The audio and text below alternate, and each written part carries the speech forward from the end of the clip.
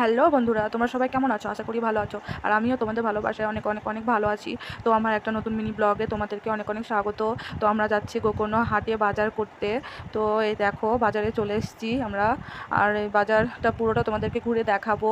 যারা গোকর্ণ মানে আমার বাড়ির আশেপাশে বাড়ি তারা তো চেনে, কিন্তু আমার দূরে যেই বন্ধুরা থাকে তাদেরকে একটু দেখাই ঘুরে আমাদের বাজারটা। তো এই দেখো প্রথমেই চলে এসেছি মাছের ওখানে, তো মাছ কিনবো বলে। তো এই দেখো দেখছি ঘুরে ঘুরে মাছ, দেখা যাক কি মাছ নেব। তোমরা দেখতে থাকো, পুরো ভিডিওটা স্কিপ করবে না, পুরোটাই দেখবে। তো এই দেখো চারিদিকেই মাছ, শুধু মাছ আর মাছ, মানে অনেক রকমের মাছ আছে, কিন্তু যেই মাছটা নিব বলে গেছিলাম সেটাই আর পাইনি আমরা। তো আমার বর বলছে চলো আর মাছ নিতে হবে না, তো চল পাশে একজন খাসির মাংস বিক্রি করছিল, তো চলো খাসির মাংস নিয়ে নিই। তো আমরা খাসির মাংস নিয়ে আরও বাজার করব, তাই দেখো তোমাদের দাদা ভাই চলে গেল এখানে। তো উচ্ছে নেবে, টমেটো নেবে এখানে। তো উচ্ছে দাম জিজ্ঞেস করে উচ্ছে বেচে দিচ্ছে, উচ্ছে নেবে তাই। আর ও একটু মানে উচ্ছের তরকারি খেতে খুব ভালোবাসে, মানে তিতোটা একটু বেশি ভালোবাসে আর কি, ফেভারেট। তো এই দেখো নেওয়া হয়ে গেল।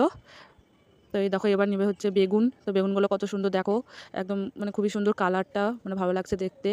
আর এই দেখো নেওয়া হয়ে গেল। তারপরে নেবে হচ্ছে এখানে হচ্ছে কাঁকরুল নেবে, তাই তো ঢেলে দিল। তো ওখানে বেছে বেছে নিচ্ছে, দেখো এত রোদের মধ্যে কত কষ্ট করে বাজার করছে, দেখো আমাকে কিছু করতেই হয় না। আর কাঁকরুল ভাজা খেতে খুব ভালোবাসে ও, তার জন্য একটু বেশি করে নিয়েছে। তারপরে এই দেখো নেবে হচ্ছে পেঁয়াজ। তো পেঁয়াজটাও বেছে দিচ্ছে, আমি ওর পিছু পিছু ভিডিও করছি, আমাকে কিছুই করতে হচ্ছে না, ওই বাজার করছে। আর কিন্তু আমি ব্যাগটা ধরে আছি, সেটা মনে করো না, ব্যাগ ধরে আছি। তো এই দেখো এখানে লঙ্কা নেওয়ার জন্য দাম জিজ্ঞেস করছে। তো এই একটু দাম বেশি বলছিল, তাই এই দিদাটার কাছে চলে এসছে। তো এই তো দেখো লঙ্কা এবার মেপে দিচ্ছে। আর এরপর নেবো হচ্ছে পটলও নিয়ে নিলাম। তো আমাদের বাজার করা কমপ্লিট। তো আমরা এই দেখো বেরিয়ে পড়েছি, বাড়ি যাচ্ছি। তো তো এই দেখো আমি বাড়ি এসে রান্না বসে দিয়েছি, আলুটা আগে ভেজে রেখেছি। তো ওই দেখো কড়াই দিয়ে দিয়েছি তেলে একটুখানি চিনি দিয়েছি, কালারটা ভালো আসবে তার জন্য। আর দিয়েছি গোটা গরম মশলা, তেজপাতা দিয়ে দিলাম হচ্ছে পেঁয়াজটা নেড়ে চেড়ে লাল করে ভেজে নেব। তো এই দেখো লাল করে ভাজা হয়ে গেছে। তো এরপর দিয়ে দিলাম হচ্ছে টমেটো।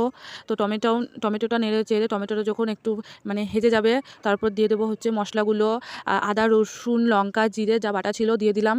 তো ভালো করে মশলাটাকে নেড়ে চেড়ে কষিয়ে নেব, একটু জল দিয়ে দিয়েছি। তো নেড়ে চেড়ে দিয়ে দিচ্ছি হচ্ছে লবণ, পরিমাণ মতো হলুদ দিয়ে দিলাম, একটু লঙ্কা গুঁড়ো দিয়ে দিলাম। তো ভালো করে কষিয়ে নেবো যতক্ষণ না তেল ছেড়ে আসবে ততক্ষণ কষাতে থাকবো ভালো করে। তো এই দেখো কষানো হয়ে গেছে। তো এবার দিয়ে দেবো হচ্ছে মাংসটা দিয়ে দিলাম। তো মাংসটাও এখন নাড়তে থাকবো অনেকক্ষণ। তো নেড়ে চেড়ে মাংসটাও ভালো করে কষিয়ে নেব।